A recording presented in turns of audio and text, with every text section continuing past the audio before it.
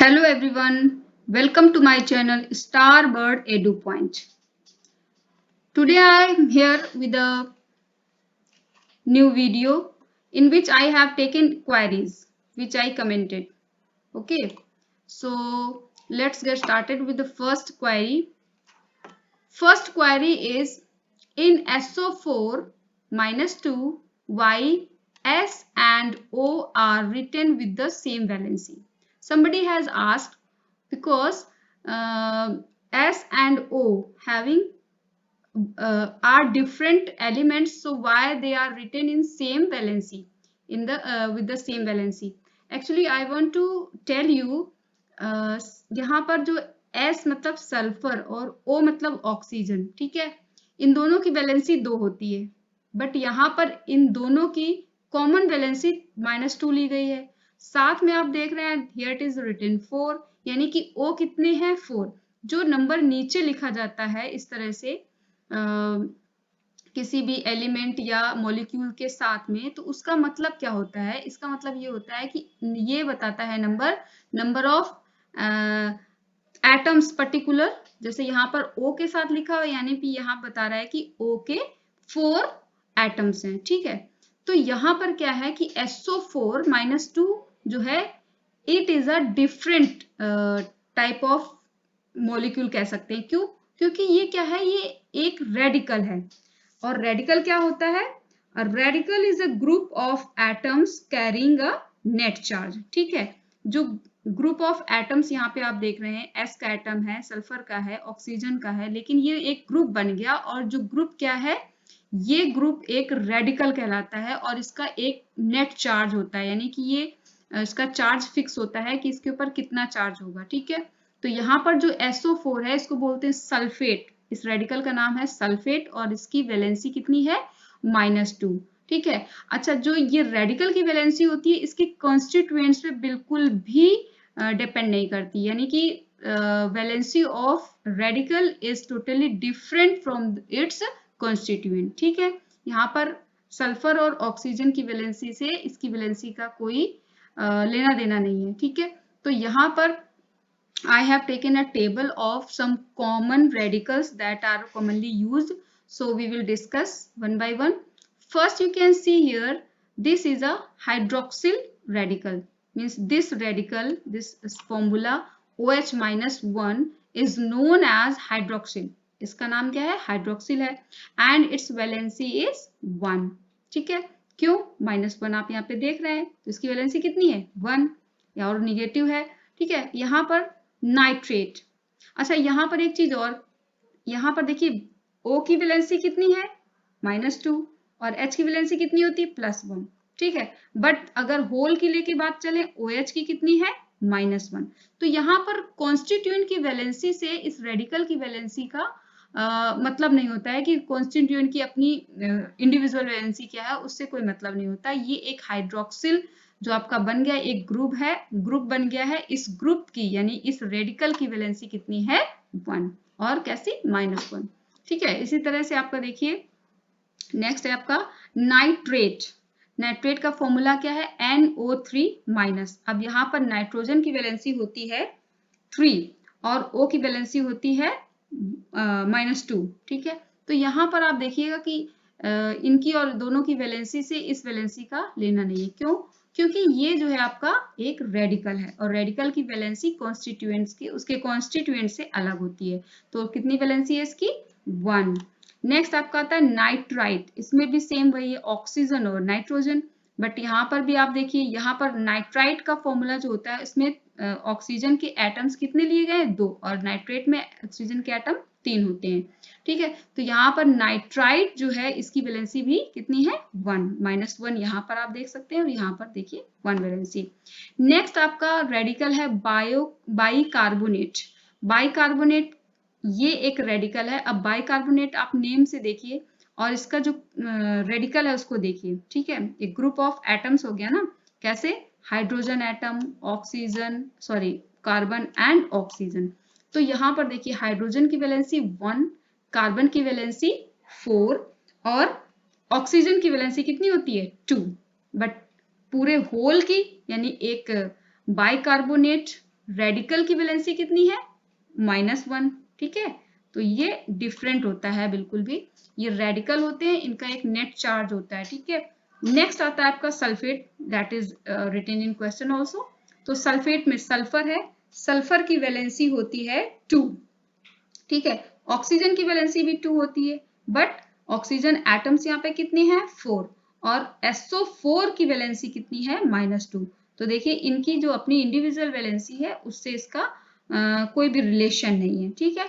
तो SO4 की, जो SO4 आपका रेडिकल है, इसकी वैलेंसी कितनी है, 2 है। नेक्स्ट आता है कार्बोनेट, यहाँ पे क्या था, बाइकार्बोनेट, बाइकार्बोनेट में आप देख रहे हैं यहाँ पर लिखा हुआ H। अच्छा, कार्बोनेट में क्या है, यहाँ पर CO3 केवल लिया गया है, लेकिन अब यहाँ पर बाइकार्बोनेट की वैलेंसी तो 1 है, लेकिन जो कार्बोनेट है इसकी वैलेंसी कितनी है, -2, और हाँ, इसलिए इसकी वैलेंसी कितनी है, 2। फॉस्फेट, फॉस्फेट मीन्स PO4, ठीक है। अब फॉस्फेट में आपका फॉस्फोरस यानी P और O यानी ऑक्सीजन, तो फॉस्फोरस की वैलेंसी होती है, ये 2 तरह की वैलेंसी शो करता है, कभी 3 शो करता है, कभी 5 शो करता है, ठीक है। तो यहाँ पर जो है PO4 यानी कि एक ये रेडिकल है और जिसकी वैलेंसी है कितनी, 3। यहाँ पर ऑक्सीजन के एटम कितने हैं, 3, तो वैलेंसी कितनी हो गई, 3, ठीक है। तो यहाँ पर आपने क्या देखा, ये एक कॉमन रेडिकल्स है जो कि कॉमनली यूज होते हैं, इन रेडिकल्स की एक टेबल है और इनकी एक वैलेंसी, तो ठीक है। ये जो आपके रेडिकल्स हैं ये ऐसे ही यूज किए जाते हैं, यानी कि अगर बाइकार्बोनेट रेडिकल लिखना है तो इसमें क्या है, HCO3 पूरा होल लिखना होगा, ठीक है। तो ये हमारे रेडिकल्स हैं। आई होप जिसने भी ये क्वेश्चन पूछा था उसको ये चीज समझ में आ गई होगी कि ये जो है एक रेडिकल है, यहाँ पर जो S और O है ये कॉन्स्टिट्यूएंट है सल्फेट रेडिकल के, तो इसकी अपनी इंडिविजुअल वैलेंसी से इस रेडिकल की वैलेंसी का रिलेशन नहीं होता है। Okay, let's see next question. Second query I got in which written how to find out formula of calcium phosphate by criss-cross method. Somebody has asked how can we find out calcium phosphate bye Chris-cross method. तो Chris-cross method आपने देखा ही होगा, ठीक है। इसमें क्या है, इस तरह से एरोस को यूज किया जाता है और वैलेंसीज को एक्सचेंज किया जाता है। तो first to find out valence, to find out formula of calcium phosphate, first we will write calcium and phosphate here. After that we will write these formula of these, or we can say symbol of these atoms. Okay, calcium atom कैसे लिखेंगे, Ca। Ca एक आपका atom है और यहाँ पे इसकी valency कितनी है, 2, और कौन सी, पॉजिटिव यानी +2। इसके बाद आप देखेंगे कि फॉस्फेट, अब हमने पीछे क्या देखा, फॉस्फेट एक रेडिकल है, क्या होता है, PO4, और इसकी अपनी वैलेंसी कितनी होती है, -3। अब इनकी वैलेंसीज लिख लेंगे नंबर के रूप में, ठीक है। अभी यहाँ पर ठीक है शो हो रहा है कि ये इसकी वैलेंसी 3 हो गई, इसकी वैलेंसी 2 हो गई, बट यहाँ पर हमें लिखना होगा नंबर के रूप में। तो देखिए Ca की वैलेंसी कितनी होती है, 2, और PO4 की वैलेंसी कितनी होती है, 3, ठीक है। Now we will exchange these valencies, ठीक है। अब क्या होगा कि ये 3 इस तरफ आ जाएगा और ये 2 PO4 के साथ जाएगा, but we know in the criss-cross method when we exchange the valencies, after exchange valencies become number of molecules, यानी कि अब जो वैलेंसीज यहाँ पर हैं ये क्या शो करेंगी, आगे जाके नंबर ऑफ मॉलिक्यूल्स को शो करेंगी। अच्छा, एक्सचेंज हो रही है तो ये PO4 की वैलेंसी Ca की तरफ आएगी तो ये Ca के मॉलिक्यूल्स को शो करेगी, और Ca की वैलेंसी जब PO4 की तरफ जाएगी तो ये PO4 के मॉलिक्यूल्स या उनके एटम्स को शो करेगी, ठीक है। यहाँ पर Ca क्या है, हमारा एटम है, और PO4 एक मॉलिक्यूल है, क्योंकि मॉलिक्यूल में क्या होता है, मॉलिक्यूल में डिफरेंट एटम्स मिलते हैं। तो यहाँ पर एटम्स, मॉलिक्यूल भी कह सकते हैं, एक तरह का कंपाउंड भी है, ठीक है। तो अब देखते हैं कि क्या होता है कि एक्सचेंज करने पर किस तरह से। हाँ, तो ये Ca तो हमारा एज इट इज आ जाएगा, बट यहाँ पर जो वैलेंसी है फॉस्फेट वाली वो क्या हो जाएगी, अब यहाँ पर Ca एटम्स के नंबर्स को शो कर रही है, ठीक है। कैल्शियम एटम है हमारा, जिसके कितने एटम्स यहाँ पे शो हो रहे हैं, 3 एटम्स, ठीक है। अब PO4 की तरफ जो कैल्शियम की वैलेंसी जाएगी तो क्या होगा, PO4 के एटम्स को शो कर रहा है, ठीक है। PO4 के कितने यहाँ पे एटम्स आ गए, मॉलिक्यूल्स आ गए, ये आ गए 2, ठीक है। तो अब हमारा जो फॉर्मूला बन के आएगा वो क्या होगा, Ca3PO4 होल ट्वाइस, ठीक है। यानी कि यहाँ पर Ca के एटम्स 3 यूज हुए हैं और PO4 रेडिकल के कितने यूज हुए मॉलिक्यूल्स, 2, ठीक है। ये जो नीचे नंबर लिखा जाता है ये शो करता है कि कितने इसके एटम्स या मॉलिक्यूल्स यूज हुए। तो हमारा फॉर्मूला क्या बनेगा, बनेगा Ca3PO4 होल ट्वाइस, ठीक है। तो ये हमारी 2 क्वेरीज थी। अब इसमें हमने जो कैल्शियम फॉस्फेट जो हमारा बन के आया है, एक मॉलिक्यूल है, ठीक है। ये कैल्शियम फॉस्फेट का एक मॉलिक्यूल है जिसमें एक मॉलिक्यूल में कितने एटम्स हैं ये नंबर शो करते हैं, ठीक है। कितने एटम्स हो गए, कैल्शियम के 3 और PO4 के 2, और अगर जब इंडिविजुअली काउंट करेंगे तो कहेंगे कैल्शियम के 3, P1 यानी फास्फोरस 1 है, और ऑक्सीजन के कितने हो गए 8, सॉरी P के भी 2 होंगे क्योंकि ये फिर इसके साथ भी जाएगा, और कैल्शियम की हाँ ऑक्सीजन के हो जाएंगे 4 2 जा 8।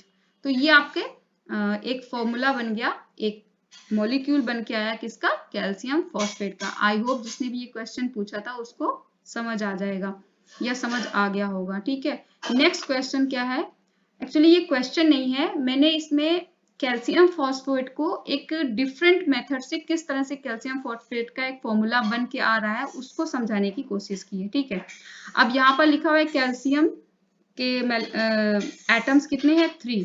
सपोज अगर मैं यहाँ पर ये ना दिखाती आपको, ये 3 ना दिखाती, ये 2 ना दिखाती, सिर्फ हमने अगर स्टार्टिंग में फॉर्मूला बनाना शुरू किया तो क्या करेंगे, हम कैल्शियम का एक एटम लेंगे और फॉस्फेट का भी एक एटम लेंगे, ठीक है। अब इनकी क्या है वैलेंसीज देखिए, कैल्शियम की वैलेंसीज कितनी है 2 है, और फॉस्फेट की वैलेंसी कितनी होती है 3, और माइनस में, और इसकी कैल्शियम की प्लस में। तो होता क्या है कि जब भी कोई फॉर्मूला बनता है या किसी भी उसका एक मॉलिक्यूल बनता है तो मॉलिक्यूल में होता क्या है कि वो पॉजिटिव और निगेटिव चार्ज के जो एलिमेंट्स होते हैं वो साथ में आते हैं, कंबाइन होते हैं, और उसके साथ उसमें जब रिएक्शन होती है कंबाइन होने के दौरान में तो वो करते क्या है कि ये प्लस और माइनस जो चार्ज होते हैं ये एक दूसरे को न्यूट्रलाइज करते हैं, तब जाके वो एक मॉलिक्यूल बनता है। तो यहाँ पर हम समझेंगे कि किस तरह से न्यूट्रलाइज करके ये फॉर्मूला आपका बना है, ठीक है। अब यहाँ पर हमने सपोज कि ये नीचे वाला नहीं लिखे हैं ये 2 मॉलिक्यूल्स, और इसका फॉस्फेट भी नहीं लिखा हुआ है, ठीक है। अब हमने एक कैल्शियम लिया है जिसकी वैलेंसी +2 है, और एक PO4 लिया है जिसकी वैलेंसी -3 है। तो अब किस तरह से ये पॉजिटिव चार्ज निगेटिव चार्ज को न्यूट्रलाइज करेगा, ठीक है। एक पॉजिटिव चार्ज जुड़ेगा जाके निगेटिव के साथ, यानी कि ये हो गया न्यूट्रलाइज, ठीक है। एक पॉजिटिव ने एक निगेटिव को न्यूट्रलाइज कर दिया। अब ये दूसरा पॉजिटिव चार्ज जाएगा और दूसरे निगेटिव को न्यूट्रलाइज करेगा, ठीक है, इस वाले को। लेकिन अब आप यहाँ पे देख रहे हैं कि एक हमारा निगेटिव चार्ज बच गया है, तो अब क्या करेंगे, अब इसको न्यूट्रलाइज करने के लिए एक और कैल्शियम का एटम लेंगे, ठीक है। जब एक कैल्शियम का एटम लिया तो उसकी +2 जो चार्ज है वो भी आएगा उसके साथ। तो अब ये वाला क्या करेगा, प्लस चार्ज इसको जाके न्यूट्रलाइज कर देगा इस वाले को, ठीक है, ठीक है। अब PO4 के तीनों माइनस चार्ज जो थे न्यूट्रलाइज हो गए, लेकिन अब क्या, अब यहाँ पर एक पॉजिटिव चार्ज बच गया। अब इसका क्या करेंगे, तो इसको न्यूट्रलाइज करने के लिए हमने एक PO4 और लिया। जब हमने एक PO4 और लिया तो उसके साथ 3 चार्ज आ गए, माइनस के निगेटिव के चार्ज, ठीक है। तो मैंने क्या किया, इस वाले को इस वाले माइनस के साथ न्यूट्रलाइज कर दिया, यानी इस पॉजिटिव चार्ज ने इस एक निगेटिव को न्यूट्रलाइज कर दिया। अब क्या हुआ, अब यहाँ पर 2 माइनस चार्ज बच गए, तो इसको न्यूट्रलाइज करने के लिए अब क्या करेंगे, फिर से हमें कैल्शियम लेना होगा। तो हमने एक कैल्शियम एटम फिर से ले लिया। अब इस एक कैल्शियम एटम में आप देखिए कि इसके 2 पॉजिटिव चार्ज हैं, कैल्शियम के 2 पॉजिटिव चार्ज हैं, और PO4 में बचे हुए 2 निगेटिव चार्ज हैं। तो ये पॉजिटिव चार्ज इस निगेटिव चार्ज को न्यूट्रलाइज करेंगे, कैसे, ये वाला पॉजिटिव चार्ज जा करके इससे जुड़ जाएगा, इससे, ठीक है, यानी इसको न्यूट्रलाइज कर दिया। अब ये वाला पॉजिटिव चार्ज जाएगा तो इसको न्यूट्रलाइज कर देगा, ठीक है। तो अब यहाँ पर आप देखिए कि सारे पॉजिटिव चार्ज और सारे निगेटिव चार्ज न्यूट्रलाइज हो गए, किसी के पास कुछ भी नहीं बचा। जब कुछ बचा नहीं तो और हमें पॉजिटिव या निगेटिव की चार्ज की कोई भी जरूरत नहीं पड़ेगी। यानी कि एक मॉलिक्यूल जो हमारा कैल्शियम फॉस्फेट का बन के आया है, इसमें 3 एटम्स लगे हैं कैल्शियम के और 2 रेडिकल यूज हुए हैं PO4 यानी फॉस्फेट के। ठीक है, ये चीज अब आपको मुझे लगता है क्लियर हो गई। यानी कि जो कोई हमारा फॉर्मूला, जो भी कोई फॉर्मूला बन के आता है, उसमें पॉजिटिव और निगेटिव चार्ज जो है कंबाइन होते हैं और वो एक दूसरे को न्यूट्रलाइज करते हैं। ठीक है, I hope you have understood, I have tried my best, so I hope you have understood. So हाँ, अब आपका यहाँ पे 2 क्वेरीज थी, मैंने दोनों सॉल्व कर दी। तो वीडियो यहीं पर हमारा पूरा होता है। So thanks for watching and don't forget to like, share and subscribe my channel. So we will meet in the next video with a new topic. Till then, be happy, be safe. Bye bye.